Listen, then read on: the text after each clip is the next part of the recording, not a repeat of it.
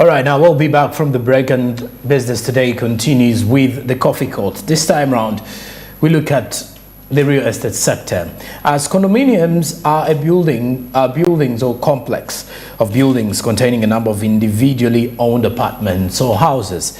Today, we get an in-depth on condominium infrastructures in Uganda as Ugandans shift from the basic bungalows to condominium apartments. Fred Makuya with the Coffee Court tonight.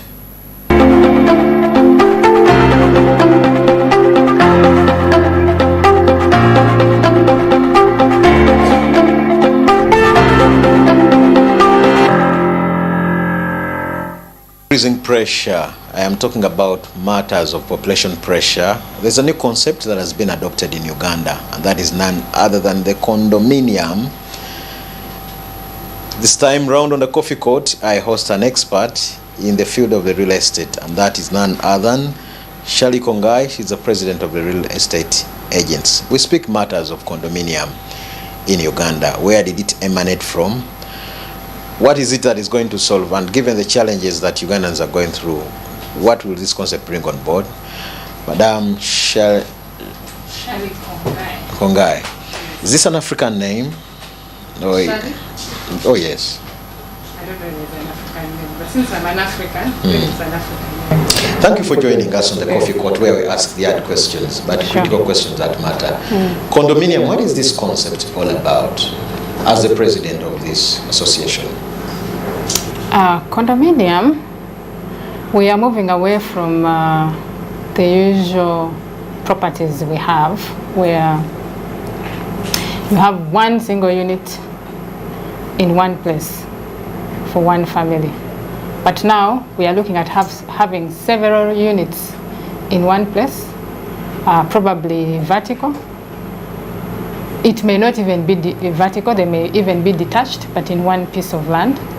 And so we have the people who are living there having shared spaces, there are various utilities where they share, as opposed to the usual where we know properties owned by one person to the exclusion of all others. All the spaces are owned by one person, but now we are having several units in one place, owned by various people, but under one title.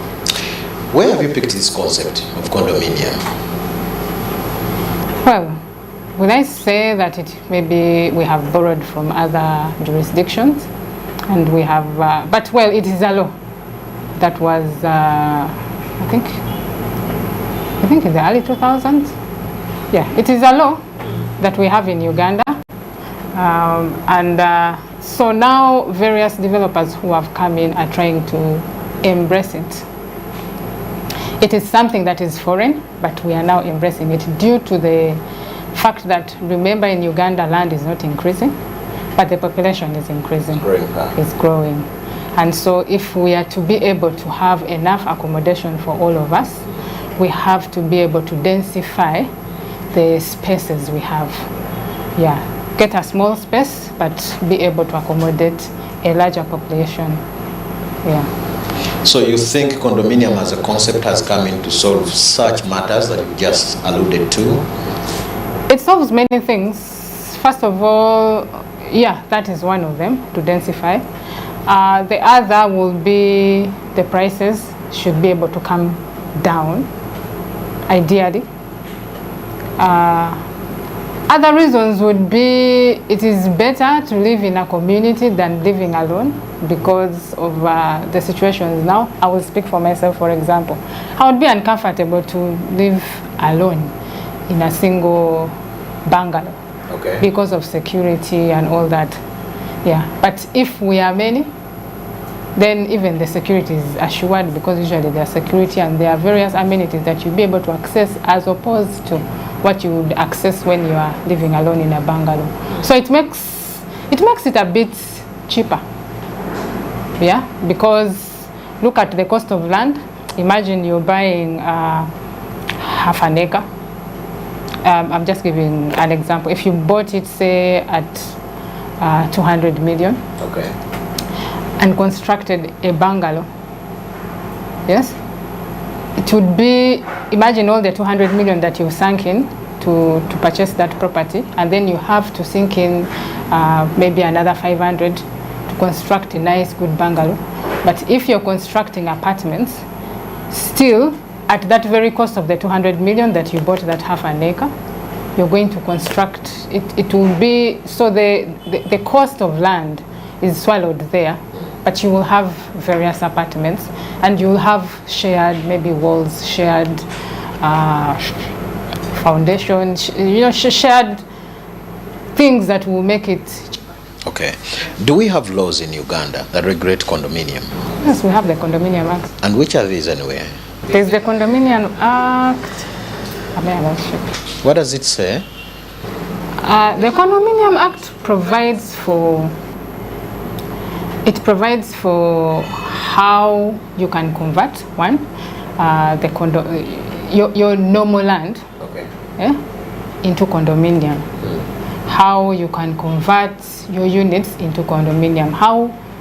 The process of converting is regulated therein, and maybe even the building, how you're going to do it. Basically the whole process and management of the condominium, and if you want to convert it back to the normal land, it's all provided for. Okay. But what extent has the public embraced the condominium concept in Uganda? I think it is, if I'm to look at the residential unit properties that are coming up now, I think it is growing. It has grown actually. Let me not say it is growing. You think it is growing? No, it is growing. I don't think, I know. To what extent has it grown anyway?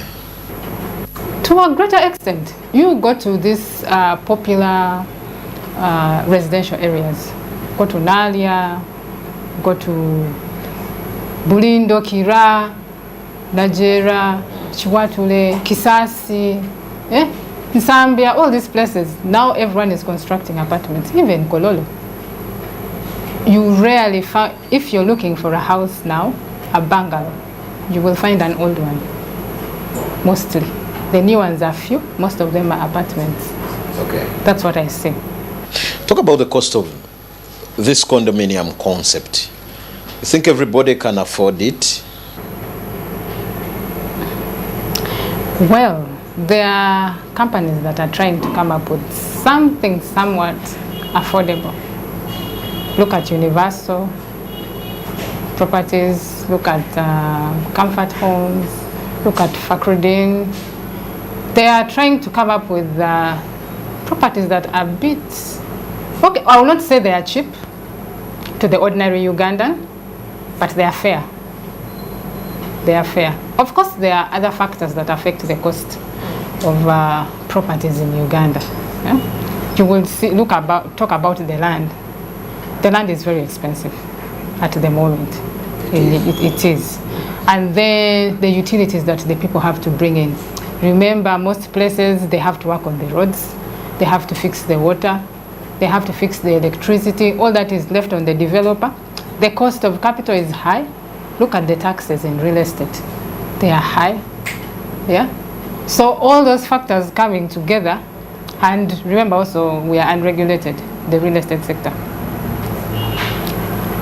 So even the brokers, I mean, everything is high there. We don't have like a proper source of funding that is affordable for us, and the payment is limited, period is limited, and so it is expensive. So it may not be as affordable as the ordinary Ugandans would want. The one who earns 1 million or less, 500,000 Uganda shillings per month. So you are investing into a sector which is not affordable. I said to the audience, but there are people who afford. There are people who can. But by the way, if you go to those apartments, they are selling. They are selling. People are buying. Yeah, they are selling. I see these upscale apartments, and sometimes I've always asked myself, but who buys this? But if you go and ask the developer, and if you go there to those apartments, they are selling like hot cake. They are selling. Yeah.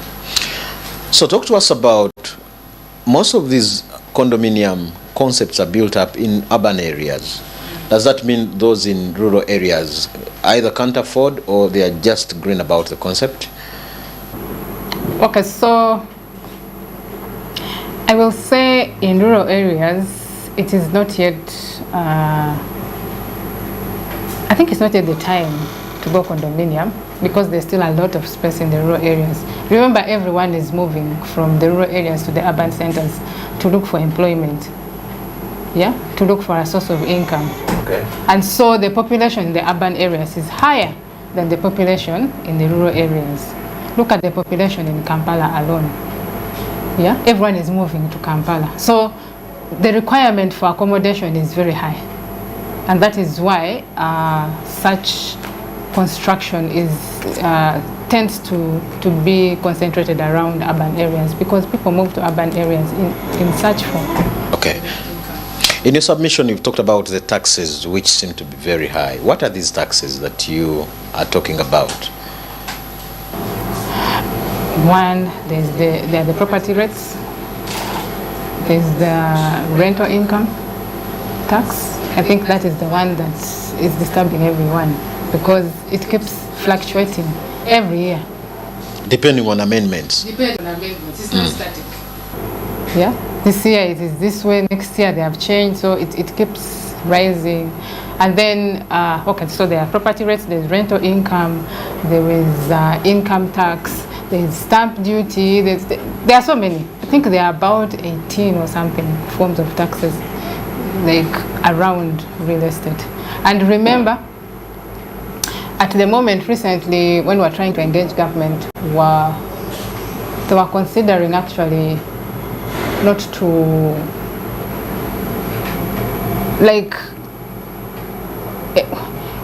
a person who is carrying out a business of rental, yeah, when it comes to taxes, losses and all that would not be allowed like any other normal business. That's according to which law? That is I think was the previous amendment. Yeah. When it comes to rental income tax. Okay. Yes. So somehow there's a discrepancy there that makes it very expensive. Okay. Then what about the property tax? I don't know anyway where you pay the property tax. The property rates are really in the different municipal areas. Depending on where. Depending on where. If you're in Wakiso, then it is the Wakiso municipal, then KCCA within Kampala, and they have their own different rates. They have their ways of assessment. You know, they're arbitrary to an extent. They just assume. Sometimes maybe you don't even have tenants. They are actually developers who have developed properties, and maybe the properties have not been occupied, and they're incurring costs, security, maintenance, maybe electricity, water, and all that, and maybe half of it is occupied, okay, or even less than half is occupied. But of course, you have to maintain the entire property. Yeah, you're incurring losses, but still, the taxes, the property rates, the estimation is the same, and you're not allowed to deduct those losses. So, if I want to invest in condominium as a business to be specific, what is it that I must have at the back of my conscious mind?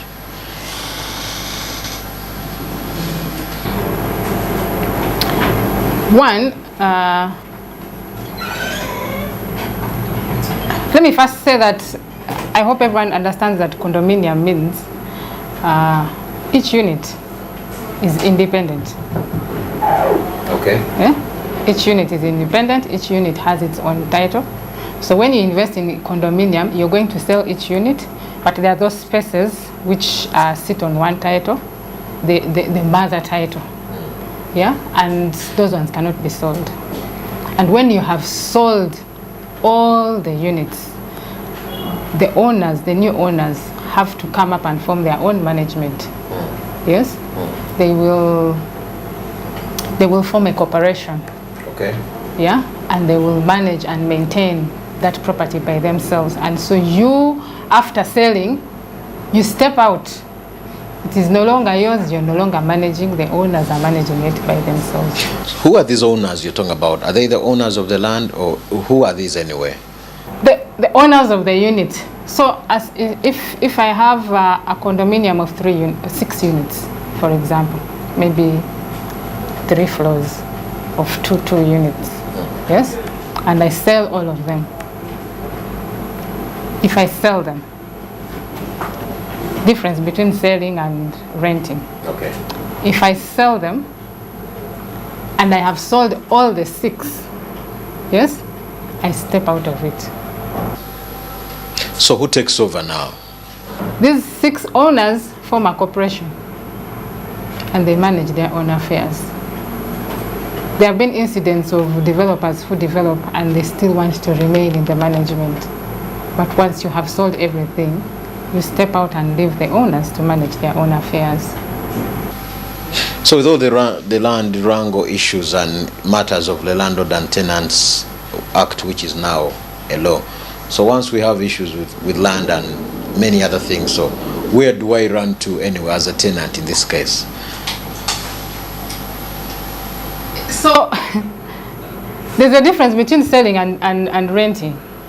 If you build the condominiums for selling and you sell all of them, then you cease to be part of the management. But if you're renting them out, then the Landlord and Tenant Act applies.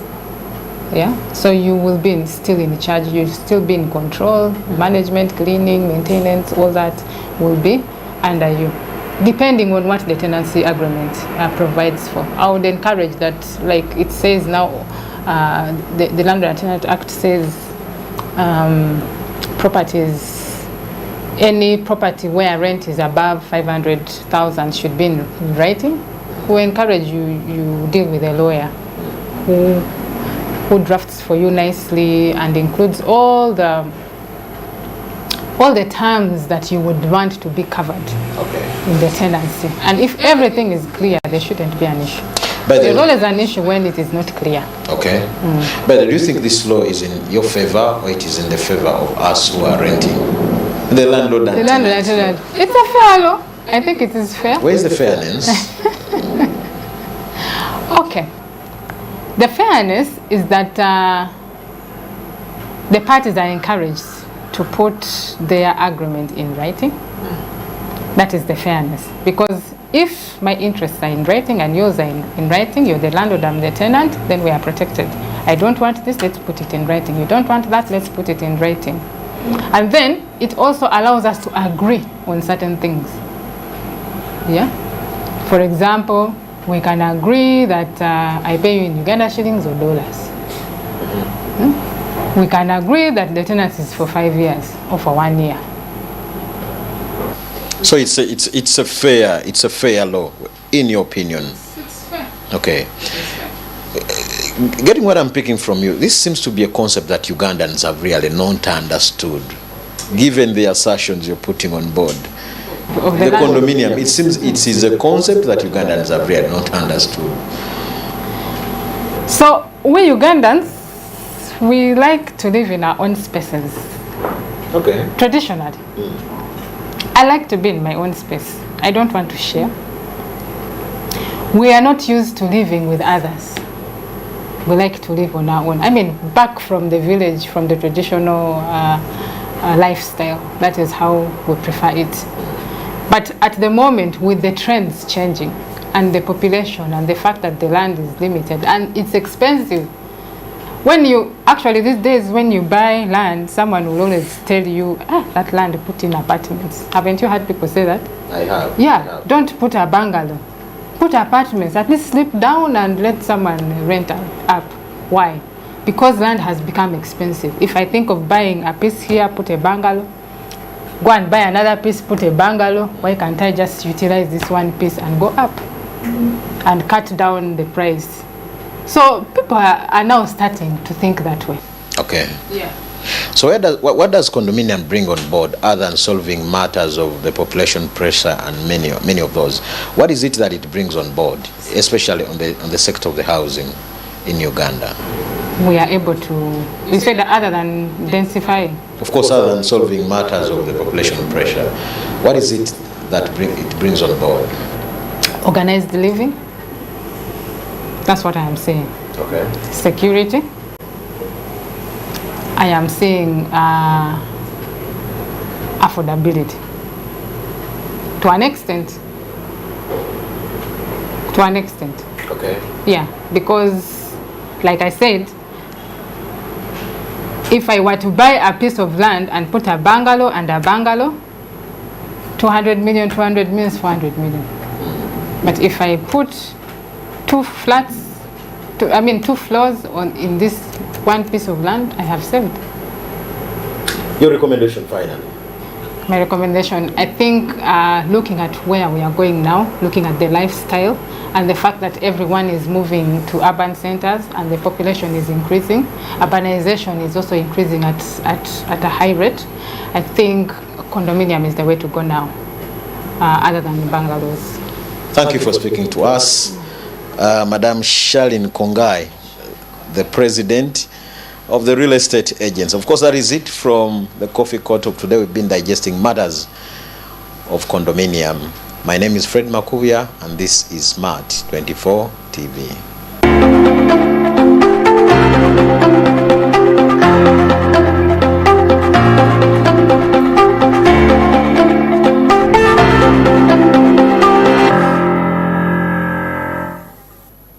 All right, now lastly, let's get back to Kenya, as Kenyans have decided today on who will be their fifth president since Independence Day. And this particular one pitched in Vice President William Ruto against opposition leader Raila Odinga. But the election results are yet to be released by the Electoral Commission in Kenya. Smart 24 TV now looks at what is at stake by reaching out to different Kenyans who are voting within Uganda and their anticipation after the elections. Desire Namubiru has the details of this one. Kenyans have started voting in presidential and parliamentary elections. Kenya is considered the economic hub of East Africa. According to the country's electoral body, IEBC, about 22 million Kenyans have registered to vote. Smart 24 TV reached the ground examining the different anticipations from the election by the Kenyan voters. We expect a fair and free election for our candidates that we've picked or we voted for, and we anticipate for better results. Business has not been good literally, generally from the word go, and now if the borders are being closed means that really it's going to affect a couple of things. Yeah, it's going to make the business go down. As a business person also, it means that I'll be affected in one way or another. Elections are going to be affecting businesses. The fact that people have closed business to go and vote, and maybe others are fearing that there's going to be some violence. So for election is not good. Yes, totally.